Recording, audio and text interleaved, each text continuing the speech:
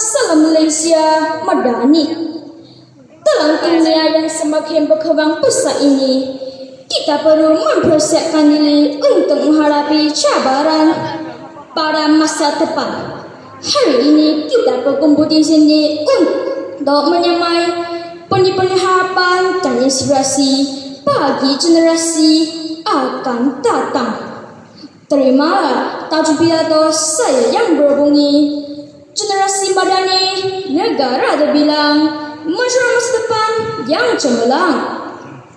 Warga Dewan sekalian, apa yang kita paham dengan generasi Madani? Generasi Madani bermaksud generasi yang beradab, berilmu dan berakhlak mulia. Generasi ini tidak hanya cemerlang dari segi akademik, tetapi juga mempunyai sosiologi yang tinggi dan mampu menyimpang kepada masyarakat. Generasi inilah yang akan menjadi tunjang kepada kemajuan dan kesejahteraan negara. Seterusnya, izinkan saya untuk mengupas 3 isu utama yang terkandung dalam tajuk pidato saya. Sidang Dewan sekalian, pertama, penguasaan ilmu pengetahuan dan kemahiran tinggi, kunci utama kejayaan. Dalam dunia yang penuh pesona ini, ilmu pengetahuan dan kemahiran seperti teknologi sangat penting. Kita hidup di era revolusi industri 4.0, di mana teknologi dan inovasi menjadi pemandu utama kemajuan. Menurut laporan Forum Ekonomi Dunia, banyak pekerjaan akan memerlukan kemahiran baru dalam 5 tahun akan datang. Kita perlu belajar dengan rajin agar kita relevan dan berdaya saing. Contohnya, tegak amanat Cik Bakir menjadi inspirasi dengan keazaman dan ketekunannya dalam bidang perubatan. Ingatlah, ilmu bila hidup, dan dengan ilmu kita mampu mencapai kejayaan. Rakan-rakan sekalian, kupasan ide saya yang kedua, akhlak mulia dan nilai-nilai murni, asas pembangunan masyarakat. Tidak cukup hanya berjaya dalam pelajaran dan teknologi, kita juga perlu mempunyai akhlak yang baik. Akhlak yang baik membantu kita membuat keputusan dengan bijak dan bertanggung jawab. Kita perlu menjauhi perkara-perkara negatif seperti puri dan rasuah. Seperti yang dikatakan oleh Nelson Mandela, pendidikan adalah senjata paling ampuh yang boleh kita gunakan untuk mengubah dunia. Namun, tanpa akhlak yang baik, pendidikan sahaja tidak cukup untuk membentuk individu yang lengkap dan berwibawa. Hadirin yang dihormati, ketiga, keterlibatan sosial dan komuniti membentuk keharmonian negara. Generasi Madani juga aktif dalam masyarakat. Kita boleh membantu orang lain dan menyumbang kepada kebaikan bersama. Dengan ilmu pengetahuan, akhlak yang baik, keterlibatan dalam masyarakat, kita boleh mencerah masa depan yang cemerlang untuk negara kita. Kita boleh ingatlah, ilmu lidah hidup, dan dengan ilmu kita pasti boleh mencapai impian kita. Akhir kata, marilah kita bersama-sama mencipta masa depan yang lebih gemilang. Bersama, kita pasti dapat mencapai kejayaan dan membawa perubahan positif kepada masyarakat dan negara kita. Sekian, salam ilmiah membahas Asia. 读出来。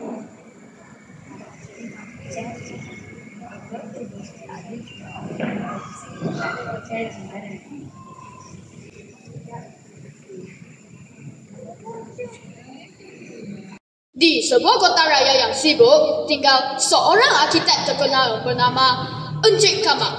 Beliau bukan sahaja bijak dan rajin, malah sangat dihormati kerana sikapnya yang merendah diri. Beliau mempunyai isteri dan anak lelaki tunggal yang bernama Aiman dan Puan Lidi. Pada suatu hari, Encik Kamal telah ditugaskan untuk membangunkan sebuah sekolah di desa terpencil yang bernama Desa Permai. Oleh itu, beliau mengambil keputusan untuk menetap di sana bersama-sama dengan ahli keluarganya buat sementara. Apa kita perlu berpindah ke kampung? Aiman tidak mahu, bentak Aiman kepada ayahnya dengan berat hati. Aiman, ini tanggungjawab ayah. Mahu atau tidak, kita akan tetap menetap di sana buat sementara sehingga projek ayah selesai, kata Encik Kamal dengan nada tegas. Setibanya di desa, Encik Kamal berasa begitu terpesona dengan keindahan ciptaan Tuhan yang sungguh kirana. Terdapat sawah yang terbentang hijau dan sungai yang mengalir jernih dari hujung bukit. Tak kalah kelihatan biang lala yang hadir setelah hujan. Namun, yang paling mengagumkan ialah keharmonian yang tercipta di antara penduduk yang mempunyai pelbagai latar belakang budaya dan agama, tetapi hidup amat damai seperti awu dengan tebing. Di desa, Encik Kamal cepat menyesuai diri dan sering menyertai pelbagai aktiviti yang dianjurkan. Namun, isteri dan anak lelakinya enggan bercampur dan bergaul dengan orang lain. Mereka hanya menyendiri dan menjauhkan diri daripada penduduk kampung. Mereka memandang sepi segala usaha penduduk yang cuba memupuk silaturahim. Encik Kamal berulang kali menasihati mereka supaya bersikap lebih terbuka. Namun, nasihatnya bagai mencurah air ke daun keladi. Pada suatu hari, penduduk desa bersepakat untuk membina taman pemanang kanak-kanak. Semua penduduk tanpa mengira jantina dan kaum telah mengambil bahagian. Mereka bekerjasama bagai awu dengan tebing. Encik Kamal turut terlibat menyumbangkan tenaga dan idea bernas. Namun, isteri dan anak lelakinya enggan turut serta. Puan Lili, jom kita sama-sama buat kuih untuk jamuan taman permainan, kata Puan Lili yang sedang menyapu halaman rumah hanya memalingkan muka dan masuk ke dalam rumah tanpa berkata apa-apa. Namun, satu peristiwa telah mengubah segalanya. Pada suatu pagi telah berlaku satu petaka. Rumah Encik Kamal terbakar. Rupa-rupanya kebakaran ini disebabkan Aiman yang bermain pemetik api berdekatan dengan langsir dan api mula marah menyambar langsir. Puan Lili menjerit meminta pertolongan. Apa yang berlaku selepas itu sungguh menyentuh hati. Semua penduduk membanting tulang dengan sedaya upaya memadamkan api yang kian marak. Malangnya rumah mereka hangus dijilak api. Mereka kehilangan tempat perlindungan dan keperluan asas yang lain buat sementara. Puan Lili menangis terisak-isak. Hati Puan Lili gundah gulana. Akhirnya, penduduk desa mengambil keputusan untuk memberikan sedikit sumbangan kepada mereka. Puan Devi yang merupakan jiran sebelah rumah mereka telah menawarkan tempat bantuan tinggal. Sikap Puan Lili yang ibarat sudah terantuk baru ternada itu menyebabkan dia berasa amat malu untuk menerima perlawanan tersebut. Beliau Kebakaran, adakah mangsa kebakaran itu dapat diselamatkan? Salam sejahtera, dengarlah tuan cerita saya. Kisah yang menyentuh hati tentang persahabatan sejati yang teruji oleh masa dan dugaan. Ali, akal dan mutu. 3 orang sahabat yang baik. Itulah tajuk cerita saya. Di sebuah kampung tinggal 3 orang budak yang sangat nakal, iaitu Ali, akal dan mutu. Mereka bukan sahaja berjiran, malah berkawan sejak kecil. Mereka selalu ponteng sekolah dan sering berpura-pura sakit. Guru besar dan guru-guru selalu pening kepala dengan perangai mereka bertiga. Beberapa tahun kemudian, Ali, akal dan mutu telah menjadi dewasa. Mereka telah pun masuk ke sekolah menengah. Apabila mereka masuk ke alam sekolah menengah, sikap mereka berubah menjadi budak yang baik dan rajin belajar. Mereka belajar bersama-sama, mengurang gaji setiap malam dan saling memberi semangat. Mereka menjadi persahabatan sejati yang saling mengangkat antara satu sama lain. Suatu hari, Mutu tidak hadir ke sekolah dengan tiba-tiba. Ali dan Akau merasa hairan dan bimbang kerana Mutu tidak pernah bonding sejak mereka berubah.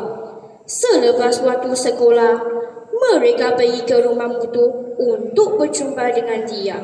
Tiba-tiba, mereka terdengar bunyi orang meminta tolong. Tolong, tolong, ada kebakaran, tolonglah saya. Suara pula siapa tu? Tanya Ali kepada Akau. Akau memasang telinga. Itu suara Mutu. Cepat cari orang tolong dia. Sahabat kita dalam kesusahan. Jawab Akau kepada Ali.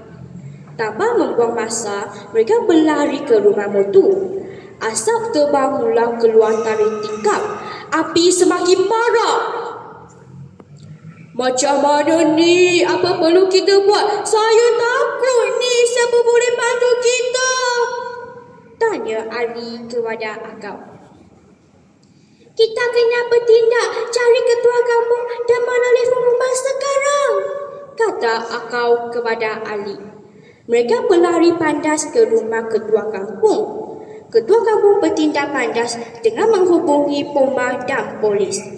Beberapa minit kemudian, bunyi siren bomba kedengaran. Pasukan penyelamat segera bertindak. Dengan usaha pasukan penyelamat, Mutu berjaya diselamatkan.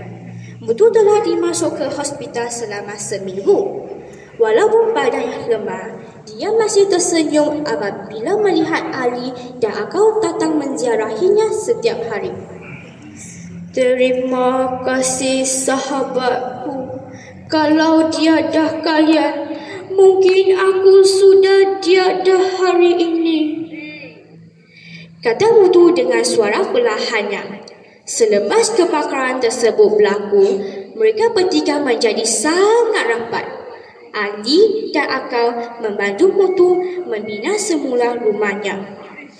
Sebelum menghadapi peperiksaan SPM, mereka sempat mencipta sebuah lagu istimewa sempena mengingati persahabatan mereka bertiga. Beberapa tahun kemudian, mereka berjaya dan bekerja di Kuala Lumpur.